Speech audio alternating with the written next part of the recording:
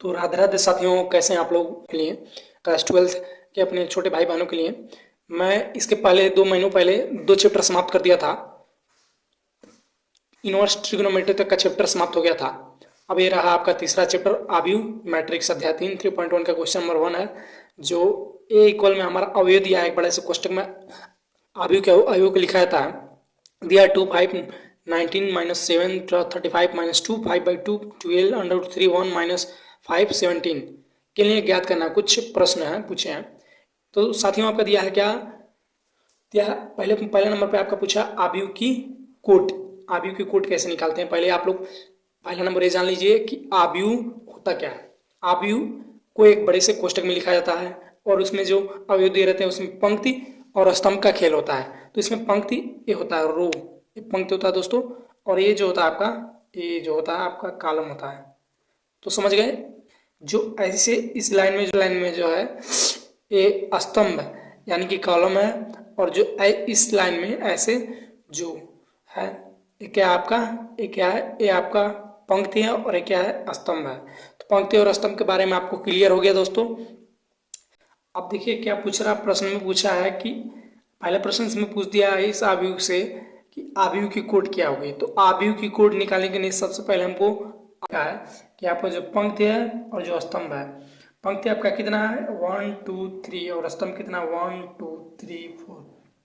तो पंक्ति आपका कितना है 3 और स्तंभ कितना है 4।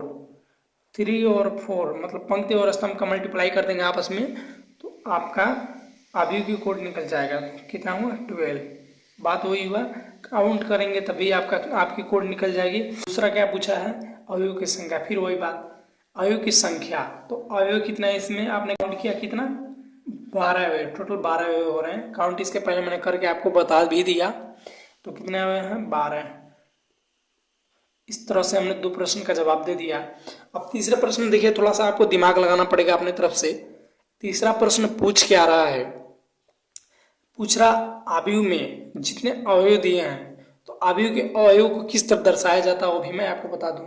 इसमें अवयव दिए हैं तो अवयव के हिसाब से आपको किस तरह दर्शाना चाहिए। अवयव कितने में, इसमें 12 है तो इस तरह लिखा जाता है A11 A12 A13 A14,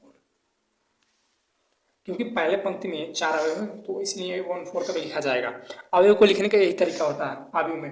A21 दूसरी पंक्ति इसमें A22 A23 A24, फिर तीसरी पंक्ति में A31 A32 फिर A33 फिर A34।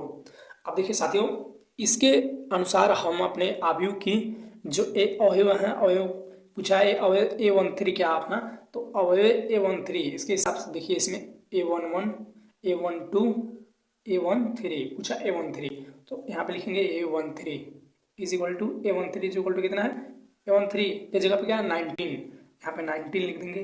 फिर क्या पूछा साथियों A21, दूसरी पंक्ति में आ जाइए आप, दूसरी पंक्ति में A21 क्या है 35, A21 इक्वल में क्या हमारा 35 हो गया। फिर से क्या पूछा है A33 देखिए A33 तीसरे वाले पंक्ति में आप चले A31 A32 A33 क्या है माइनस का 5, तो यहाँ पे हम लिखेंगे माइनस का 5 A33 इक्वल में माइनस का 5। यहाँ पे चलिए आपका क्या पूछा है A24, दूसरे पंक्ति में आइए A24 A22 A23 और A24 क्या पूछा A24 क्या है हमारा 12, A24 इक्वल में 12। फिर से अब क्या पूछा आपको देखिए लास्ट A23 दूसरी पंक्ति में A23 यहाँ पे 5/2 A23 इक्वल में 5/2। तो दोस्तों उम्मीद करते हैं कि आपको ये वीडियो बहुत ही शानदार समझ में आया होगा, क्योंकि हम इसको निचोड़ के पूरा अच्छी तरीके से समझाएं आपको। और यदि आपको इंटर के मैथ को आसानी तरीके से ट्रिक बाय ट्रिक समझना है तो आप हमारे इंस्टाग्राम चैनल को फॉलो करें। सुपरवाइज ट्यूटर इंस्टाग्राम में मेरा बायो का लिंक है यूट्यूब का, उसको जाकर सब्सक्राइब कीजिए। और रोजाना शाम 6 बजे आपके लिए, हमारे छोटे भाई बहनों के लिए इंटर के कठिन से कठिन प्रश्नों का सलूशन रोजाना शाम 6 बजे मिलेगा। यदि आपको कोई प्रश्न इंटर क्लास के सिलेबस का कोई प्रश्न ऐसा है जो आपको समझ में नहीं आ रहा है तो आप कमेंट कीजिए। आप इंस्टाग्राम पे हमारे चैनल के लिंक के माध्यम से यूट्यूब पे कमेंट कर सकते हैं और इंस्टा पे भी कमेंट कर सकते हैं कि भैया हमको ये सवाल नहीं आ रहा है, तो मैं बेझिझक आपको उस सवाल को अच्छे तरीके से समझाने का प्रयास करूँगा। धन्यवाद।